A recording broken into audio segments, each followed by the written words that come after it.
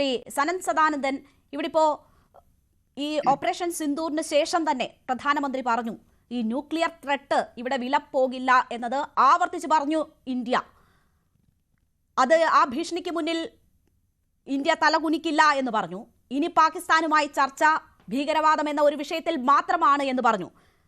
അപ്പോൾ ഏതെങ്കിലും തരത്തിൽ ഇന്ത്യയെ ചർച്ചയ്ക്ക് മുന്നിലേക്ക് കൊണ്ടുവരിക, പ്രകോപനം സൃഷ്ടിക്കുക, ഈ സിന്ധു നദീജല കരാർ റദ്ദാക്കിയതുമായി ബന്ധപ്പെട്ടുള്ള സാഹചര്യങ്ങളിൽ ഇടപെടൽ ഉണ്ടാക്കുക, അതിന് അന്താരാഷ്ട്ര സമൂഹത്തെ കൂടി ഇടപെടിപ്പിക്കുക, ഇതൊക്കെയാണോ പാകിസ്ഥാൻ ലക്ഷ്യമിടുന്നത്?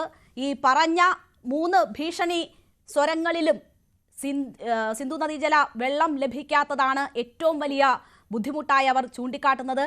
ബിലാവലും അത് തന്നെയാണ് യുദ്ധപ്രഖ്യാപനം എന്ന് പറയുന്നത്. അപ്പോൾ അതിലേക്ക് എത്തിക്കുക എന്നതാണോ, അല്ലെങ്കിൽ അതിലേക്ക് ശ്രദ്ധ ക്ഷണിക്കുക എന്നതാണോ ഈ ഭീഷണിയുടെ ലക്ഷ്യം?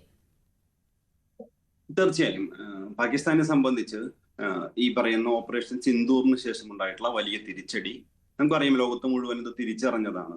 ഇപ്പൊ കഴിഞ്ഞ ദിവസം പാകിസ്ഥാന്റെ 6 യുദ്ധവിമാനങ്ങൾ നഷ്ടപ്പെട്ട വിവരം അടക്കം പുറത്തു വരുമ്പോൾ തീർച്ചയായും പാകിസ്ഥാനകത്തും പൊതുസമൂഹത്തിലും പുറം ലോകത്തിന് മുമ്പിലും പാകിസ്ഥാന് കൃത്യമായിട്ട് അവരുടെ നിലപാടുകൾ പറയേണ്ടതുണ്ട്. പ്രത്യേകിച്ച് അവരുടെ രാജ്യത്തിനകത്തുള്ള വൾണറബിലിറ്റീസ്, പ്രത്യേകിച്ച് നമുക്ക് പറഞ്ഞു കഴിഞ്ഞാൽ അസീം മുനീറിന്റെ ഒക്കെ ഒരു സാഹചര്യം, പട്ടാളത്തിന്റെ ഒരു ദൗർബല്യമായിട്ടുള്ള ഒരു അവസ്ഥ, സാമ്പത്തിക അവസ്ഥ, ഒരുപാട് സെറ്റ് ബാക്സ് പാകിസ്ഥാനകത്തുണ്ട്.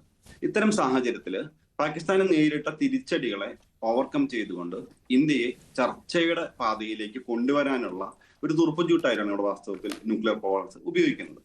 ഉദാഹരണമായിട്ട് നമുക്കറിയാം, സാധാരണ നമ്മൾ പൊളിറ്റിക്സിൽ പറയും ഡിറ്ററൻസ് എന്ന് പറയും. ഡിറ്ററൻസ് എന്ന് പറഞ്ഞാൽ 2 ന്യൂക്ലിയർ രാഷ്ട്രങ്ങൾ തമ്മിൽ പരസ്പരം ആക്രമിക്കില്ല, കാരണം ഒരു വലിയ അപകടം മുന്നിൽ കണ്ടുകൊണ്ട് അവസാനിപ്പിക്കും എന്ന രീതിയിലുള്ള ഒരു സംഗതിയുണ്ട്.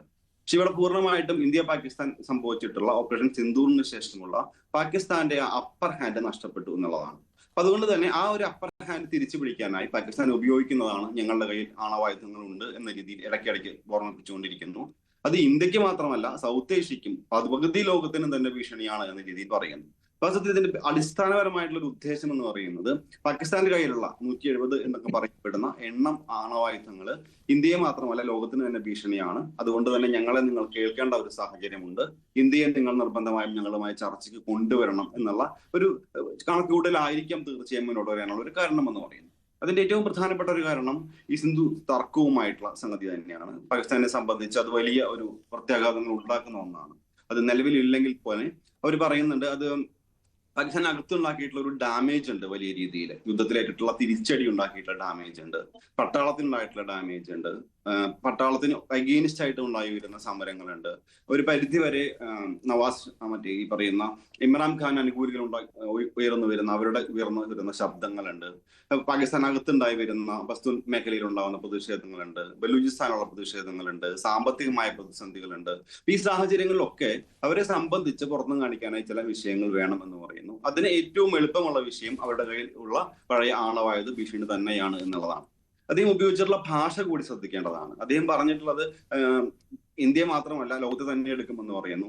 രണ്ടാമത്തെ ഒരു കമ്പാരിസൺ പറയുന്നത് ഇന്ത്യ ഒരു ഫിനിഷ്ഡ് ആയിട്ടുള്ള ഫെരാരി ആണെങ്കിൽ ഞങ്ങളുടെ കയ്യിലുള്ളത് ഒരു പഴഞ്ചൻ ട്രക്കാണ്, പക്ഷെ ട്രക്ക് ഇടിച്ചാൽ കൂടുതൽ നഷ്ടം ആർക്കാണ് എന്നാണ് പറയുന്നത്.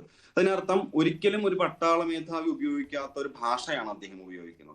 പക്ഷെ അവിടെയും അദ്ദേഹത്തിന്റെ ആവശ്യം എന്ന് പറയപ്പെടുന്നത് ഈ വിഷയം ചർച്ച ചെയ്യപ്പെടണം. കാരണം ആ രീതിയിലുള്ള ഭാഷ ഉപയോഗിക്കുമ്പോഴും ലാംഗ്വേജ് ഉപയോഗിക്കുമ്പോഴും ലോകത്തിന്റെ ശ്രദ്ധ കൊണ്ടുവരണം, ഇന്ത്യയെ ചർച്ചയിലേക്ക് കൊണ്ടുവരണം, അവരുടെ രാജ്യത്തിനകത്ത് നേരിട്ടുള്ള തിരിച്ചടികളെ ഓവർകം ചെയ്യണം. ഇതാണ് എനിക്ക് അടിസ്ഥാനപരമായിട്ട് ഈ പറയുന്ന സംഭാഷണവുമായി ബന്ധപ്പെട്ട് മനസ്സിലാക്കാനായിട്ട് സാധിക്കുന്നത്. ശരി, ഞാൻ താങ്കളിലേക്ക് തിരിച്ചെത്താം.